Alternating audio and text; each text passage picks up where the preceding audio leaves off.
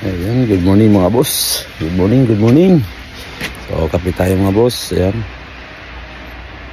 Ay, gising ko lang. So, ito yung sitwasyon na ngayon dito sa amin. So, mag-summer na kasi kaya tutunaw na yung snow.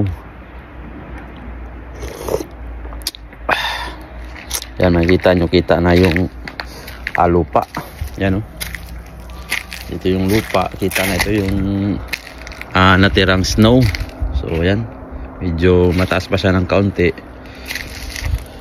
pero hindi nag-uulan ng snow, kaya ito mga next week ubos na to.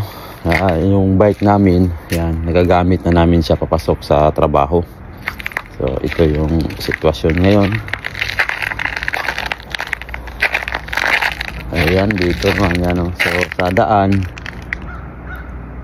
wala nang snow yung mga daan. So sad-sad na yan, hanggang kitang-kita na yung kalsada niya, hindi na siya madulas. So dito lang sa area namin medyo may natira kasi walang nag-script dito. So malamig pa rin siya kasi meron pa siya natirang snow, pero hindi na sa gaano kalamig, tama na lang.